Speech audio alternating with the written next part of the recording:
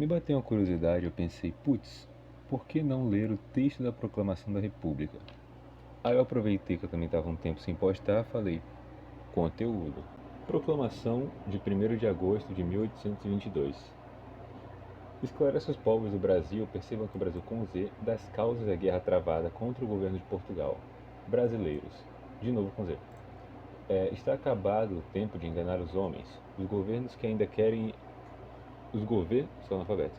Os governos que ainda querem fundar o seu poder sobre a pretendida ignorância dos povos, ou sobre os antigos erros e abusos, têm de ver o colosso da sua grandeza tombar da frágil base sobre que se erguera outrora.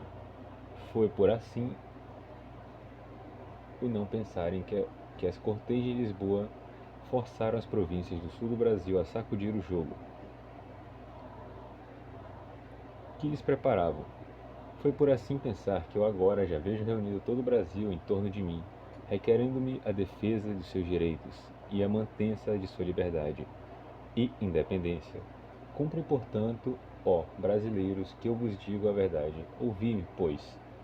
O Congresso de Lisboa, arrogando-se do direito tairônico de impor ao Brasil um artigo de nova crença, firmando em juramento parcial e promissório, e que de nenhum modo podia envolver a aprovação da própria ruína. Aprovação com dois P's, que legal.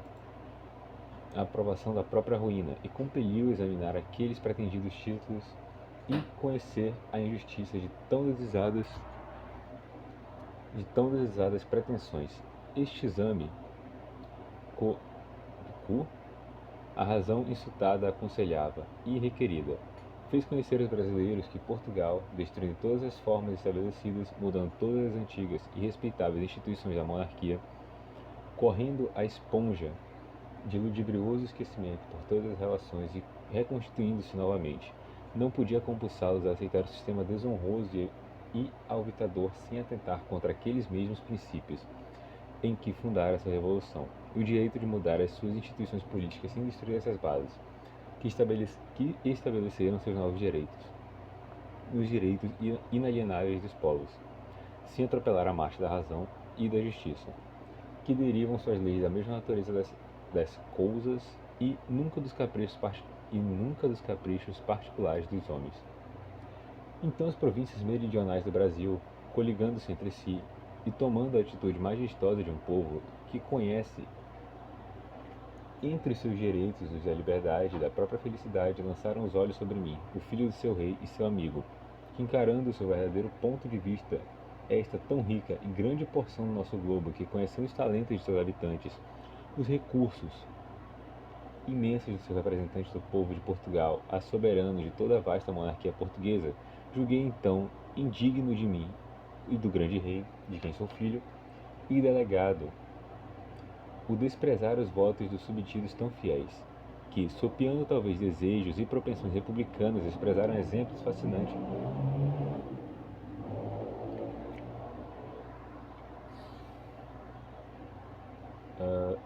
O desprezar os votos de subditos tão fiéis, que, sopeando talvez desejos e propensões republicanas, desprezaram exemplos fascinantes de alguns povos vizinhos, e depositaram em mim todas as suas esperanças, salvando deste modo a realeza, neste grande continente americano e os reconhecidos direitos da augusta Casa de Bragança. Acedi a seus generosos e sinceros votos e conservei-me no Brasil, dando parte desta minha firme resolução ao nosso bom rei, persuadido que este passo deverá ser para o cortejo de Lisboa. O termômetro das disposições do Brasil, da sua bem-sentida dignidade, da nova elevação de seus sentimentos, e que os faria parar na carreira começada e entrar no trilho da justiça, de que sentiam desviado assim que mandava a razão.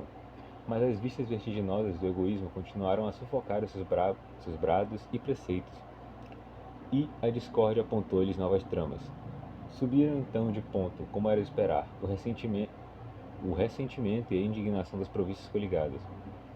E com uma espécie de mágica, em um momento todas as suas ideias e sentimentos convergiram a um ponto só, e para um só fim. Sem o estrépito das armas, sem as vozerias da anarquia, requereram-me elas, como ao garante da sua preciosa liberdade e honra nacional, a prompta instalação de uma Assembleia Geral Constituinte e Legislativa no Brasil, Desejara eu poder alongar este momento para ver o desvaneio das cortes de Lisboa. Cedi às vozes da razão. Eu não sei se a vírgula está estranha porque é antigo ou se eu não sei ler. E da justiça, e seus próprios interesses, mas a ordem por ela sugerida e transmitida aos cônsules portugueses a proibir os despachos de petrechos e munições para o Brasil era um sinal de guerra e um começo real de hostilidades. Exigia, pois, este reino, que já me tinha declarado seu defensor perpétuo, que o provesse de modo mais enérgico e prompto à sua segurança, honra e prosperidade. Se eu fraqueasse na minha resolução, atraiçoava por um lado minhas sagradas promessas, e por outro, quem poderia sobrestar os males da anarquia? A desmembração suas províncias e os furores da democracia, que luta porfiosa entre os partidos encarniçados, entre mil sucessivas e encontradas facções. A quem ficariam pertencendo o ouro e os diamantes das nossas inesgotáveis minas? Estes rios caudalosos que fazem a força dos estados, esta fertilidade prodigiosa, fonte inexaurível de riqueza, de prosperidade. Quem acalmaria tantos partidos dissidentes? Quem civilizaria nossa povoação disseminada e partida por tantos rios que são os mares? Quem iria procurar os nossos índios no centro de suas matas impenetráveis, através das montanhas altíssimas e inacessíveis? De certo, brasileiros, lacerava-se o Brasil. Esta grande peça da benfica natureza, que faz inveja e admiração das nações do mundo, e as vistas dos benfazejas da província se destruíram, ou pelo menos se retardavam por longos anos. Eu fora responsável por todos estes males, pelo sangue que ia derramar-se e pelas vítimas que infalivelmente seriam sacrificadas às paixões e aos interesses particulares. Resolvi-me, portanto, tomei o partido que os povos desejavam e mandei convocar a Assembleia do Brasil, a fim de cimentar a independência política deste reino. Toma, foi aqui que rolou a parada. Sem romper contudo os vínculos de fraternidade portuguesa, harmonizando-se com decoro e justiça todo o Reino Unido de todo o Reino Unido de Portugal, Brasil e Algarves, e conservando-se debaixo do mesmo chefe duas famílias, separadas por imensos mares, que só podem viver reunidas pelos vínculos de igualdade de direitos e recíprocos interesses. Brasileiros, para vós não é preciso recordar todos os males a que esteveis sujeitos, é que vos impeliram a representação e que me fez a Câmara, e povo desta cidade, no dia 23 de maio, 3 dias depois do meu aniversário, que motivou o meu real decreto de 3 de junho do decorrente ano, mas o respeito que devemos ao gênero humano exige que demos a razões da vossa justiça e do meu comportamento a história dos feitos do Congresso de Lisboa a respeito do Brasil. É uma história de enfiadas injustiças e sem razões. Seus fins eram para paralisar a prosperidade do Brasil, consumir toda a sua vitalidade e reduzi-lo a tal inanição e fraqueza, que tornasse infalível a sua ruína. E escravidão. Para que o mundo se convença do que digo, entremos na simples exposição dos seguintes fatos. Legislou o Congresso de Lisboa sobre o Brasil sem esperar pelos seus representantes, postergando assim a soberania da maioridade da nação. Negou-lhe uma delegação do Poder Executivo, de que tanto precisava para desenvolver todas as forças de sua virilidade, vista a grande distância que o separa de Portugal, deixando assim sem leis apropriadas ao seu clima, circunstâncias locais, seus prontos recursos às suas necessidades. Recuso-lhe um centro de união e de força para debilitar, incitando previamente essas províncias a desapegarem-se daquele que já dentro de si tinham felizmente.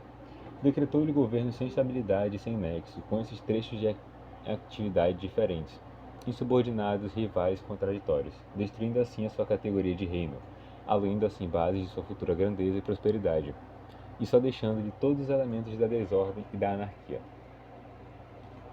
Excluiu de fato os brasileiros de todos os empregos honoríficos, e encheu vossa cidade de baionetas europeias, comandadas por chefes forasteiros, cruéis e imorais. Recebeu com entusiasmo e prodigalizou louvores de todos os monstros, que abriram chagas dolorosas nos vossos corações e prometeram não cessar de as abrir. Lançou mãos roubadoras aos recursos aplicados ao Banco do Brasil, sobrecarregado de uma dívida enorme nacional de que nunca se ocupou o Congresso. quando o crédito deste banco estava enlaçado com o crédito público do Brasil e com sua prosperidade. Negociava com as nações estranhas e alienação de porções do vosso território para vos enfraquecer e escravizar. Desarmava vossas fortalezas, despia vossos arsenais e deixava indefesos nossos portos, chamando ao de Portugal toda a vossa marinha. Esgotava vossos tesouros com sacos repetidos de despesa de tropas que vinham sem impedimento vosso, para verterem o vosso sangue e destruir-vos ao mesmo tempo que vos proibia a introdução de armas e munições estrangeiras, com que pudesseis armar vossos braços vingadores e sustentar a vossa liberdade. Apresentou um projeto de relações comerciais que, sob falsas aparências de quimérica reciprocidade e igualdade, monopolizava vossas riquezas, fechava vossos portos aos estrangeiros e assim destruía a vossa agricultura e indústria, e reduzia os habitantes do Brasil outra vez a estado de pupilos e colonos. Tratou desde o princípio e trata ainda com indigno aviltamento e desprezo o representante do Brasil, quando tem coragem de punir pelos seus direitos e até quem ousara dizê-lo, vos ameaça como libertar a escravatura, e armar seus braços contra seus próprios senhores. Para acabar finalmente com esta longa narração de horrorosas injustiças, quando pela primeira vez ouviu aquele congresso as expressões da vossa justa indignação, dobrou o escarneio e, ó brasileiros, querendo desculpar seus atentados com a vossa própria vontade e confiança. A delegação do Poder Executivo que o Congresso rejeita por anticonstitucional... Sai de foco? Não. Por anticonstitucional, agora já é uma comissão do seio deste Congresso não a oferece com tal liberdade, que em vez de um centro do mesmo poder do que só precisaveis vós querendo conceder-os e mais que generosidade inaudita, mas que não vê que isto é só por fim destruir a vossa força e integridade, armar províncias contra províncias e irmãos contra irmãos? Acordemos, pois, generosos habitantes deste vasto e poderoso império, está dando o grande passo da vossa independência e felicidade há tantos tempos preconizados pelos políticos da Europa. Já sois um povo soberano, já entrastes na grande sociedade das nações independentes, a que tinhais todo o direito, a honra, a dignidade nacional, os desejos de ser venturosos, a voz da mesma natureza, mandam que as colônias deixem de ser colíneas. Quando chegam à sua virilidade, em termos traçados como os coloniais, não ereis realmente, até por fim ereis um rei demais. O mesmo direito que teve Portugal para destruir suas instituições antigas e constituir-se com novas e mais razões tem de vós, que habitais um vasto ou grandioso país, com uma população bem que disseminada, já maior que a de Portugal, e que irá crescendo com rapidez, com que caem pelo espaço os corpos graves. Se Portugal vos negar esse direito, renunciar ele mesmo ao direito, que pode alegar para ser reconhecida sua nova Constituição pelas nações estrangeiras, as quais então poderiam alegar motivo justo para se intrometerem em seus negócios domésticos para violarem os atributos e a soberania e independência das nações.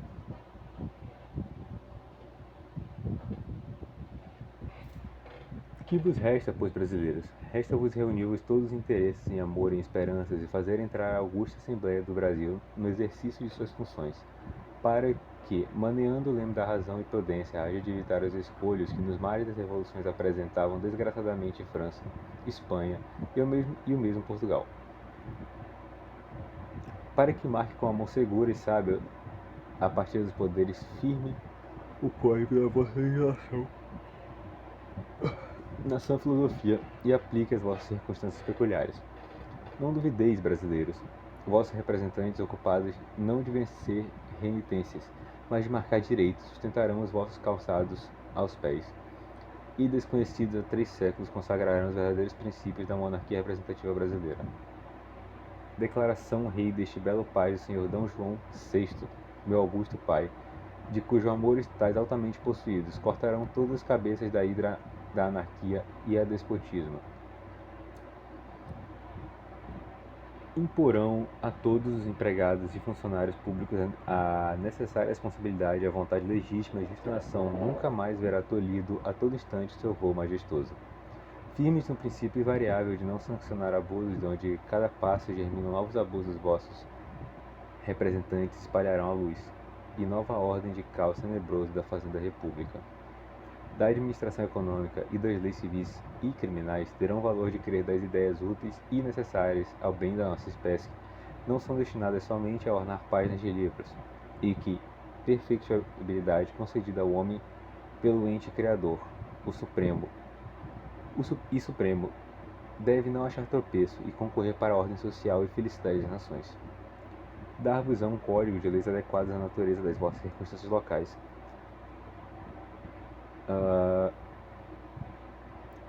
Da vossa povoação, interesse e relações cuja execução será confiada a juízes íntegros que vos administrem a justiça gratuita e façam desaparecer todas as trapaças do vosso foro, fundadas em antigas leis obscuras, ineptas, complicadas e contraditórias. Eles vos darão um código penal ditado pela razão e humanidade. Em vez dessas leis sanguinosas e absurdas de que até agora fostes vítimas cruentas, tereis um sistema de impostos que respeite os suores da agricultura, os trabalhos da indústria, os perigos da navegação e a liberdade do comércio. Um sistema claro e harmonioso que facilite o emprego e a circulação dos cabedais, e arranque as 100 chaves misteriosas que fechavam o escuro labirinto das finanças, que não deixavam o cidadão lobrigar o rastro do emprego que se dava às rendas da nação. Quase lá. Valentes soldados, também vós tereis um código militar que, formando um exército de cidadãos disciplinados, reúna o valor que defende a pátria, as virtudes cívicas e protegem e asseguram. Cultores das letras e ciências, da quase sempre aborrecidos ou desprezados pelo despotismo, agora tereis a estrada aberta e despencada para adquirir a glória, e honra, virtude, merecimento, vós vireis juntos ornar o santuário da pátria, se que intriga e vos fecha as avenidas do trono que só estavam abertas à hipocrisia e à impostura. Cidadãos de todas as classes, mocidade brasileira, vós tereis um código de instruções pública nacional que fará germinar, vegetar viçosamente os talentos deste clima abençoado, e colocará a nossa Constituição debaixo da salvaguarda das gerações futuras, transmitindo a toda a nação uma educação liberal que comunique aos seus membros a instrução necessária para promoverem a felicidade do grande todo brasileiro. A felicidade do grande todo brasileiro. Encarai, habitantes do Brasil, encarai a perspectiva de glória e de grandeza. E que se vós, Antônia, não vos assustem com os atrasos da vossa situação atual. O fluxo da civilização começa a correr já impetuoso desde o deserto da Califórnia até o Estreito de Magalhães. Constituição e liberdade legal são fontes inesgotáveis de prodígios, e serão a ponte por onde o bom da velha e convulsa Europa passará ao nosso continente. Não tem mais as nações estrangeiras. A Europa, que reconheceu a independência dos Estados Unidos da América e que ficou neutra na luta das colônias espanholas, não pode deixar de reconhecer do Brasil, que, com tanta justiça e de tantos meios e recursos, procura também entrar na grande família das nações. Nós nunca nos envolveremos em seus negócios particulares, mas elas também não quererão perturbar a paz e o comércio livre que lhes oferecemos, garantidos por um governo representativo que vamos estabelecer. Não se ouça, pois, entre vós outro grito que não seja união do Amazonas ao Prata, não retumbe outro eixo que não seja independência. Formem todas as outras províncias o feixe misterioso de que nenhuma força pode quebrar. Desapareçam de uma vez as antigas preocupações, substituindo o amor do bem geral ao amor qualquer da província ou de qualquer cidade. Deixai, ó brasileiros, que escuros blasfemadores soltem contra vós, contra mim e contra nosso liberal sistema de injúrias, calúnias e baldões. Lembrai-vos se eles vos louvassem. O Brasil estava perdido. Deixai que digam que atentamos contra Portugal, contra a Mãe Pátria, contra nossos benfeitores. Nós, salvando os nossos direitos, punindo pela justiça e consolidando nossa liberdade, queremos salvar a Portugal de uma nova classe de tiranos. Deixai que clamem, nos rebelamos contra o nosso rei. Ele sabe que o amamos, como o rei cidadão, que conduzira arrancando a máscara da hipocrisia e demagogos infames, e marcando com o verdadeiro liberalismo os justos limites dos poderes políticos. Deixai que vozeiem, querem persuadir ao mundo que quebramos todos os laços de união com nossos irmãos da Europa. Não queremos afirmá-los de bases sólidas, sem a influência de um partido que vilmente desprezou nossos direitos e que, mostrando-se a cara descoberta, tirano e dominador em tantos fatos, já que se não podem esconder com desonra o prejuízo nosso, enfraquece e destrói irremediavelmente aquela força moral tão necessária em um congresso e que todos se apoiam na opinião pública e na justiça. Ilustres baianos, porção generosa e malfada do Brasil, cujo solo se tem agarrado mais essas famintas e empestadas apias, que me punge o vosso destino. Quando não puder mais o tempo de enxugar as vossas lágrimas e embrandar a vossa desesperação, baianos, ó o breu é a vossa divisa, e expeli o vosso seio esses monstros que se sustentam no vosso sangue. Não os temais, vossa paciência faz a sua força, eles já não são portugueses, expeli-los e vinde reunir-vos a nós, que vós abrimos os braços. Valentes mineiros, intrépidos pernambucanos, defensores da liberdade brasílica, voai em socorro dos vossos vizinhos e irmãos. Não é a causa de uma província, é a causa do Brasil, que se defende na primogênita do Cabral. Extingui esse viveiro de fardados lobos que ainda sustentam os sanguinários caprichos do partido faccioso. Recordai-vos, pernambucanos, das fogueiras do Bonito e das cenas de Recife. Poupai, porém, e amai como irmão todos os portugueses pacíficos que respeitam nossos direitos e desejam nossa e sua verdadeira felicidade. Habitantes do Ceará, do Maranhão e do riquíssimo Pará, vós todos das belas amenas províncias do Norte, vinde exagerar e assignar o ato de nossa emancipação para figurarmos, é tempo, diretamente na grande associação política. Brasileiros em geral, amigos, reunamo-nos. Sou vosso compatriota, sou vosso defensor. Encaremos como único prêmio de nossos suores a honra, a glória, a prosperidade do Brasil. Marchando por esta estrada, ver-me-eis sempre à vossa frente, e no lugar do nosso perigo, a minha felicidade, convenci-vos. Existe na nossa felicidade, é-me agora reger o povo brioso e livre. Dai-me exemplo de vossas virtudes e de vossa união. Serei digno de vós, Palácio do Rio de Janeiro, em 1º de agosto de 1822. Príncipe Regente. E foi isso aí, rapaziada. É um texto bem longo, meia hora de leitura, coisa de maluco. Tchau.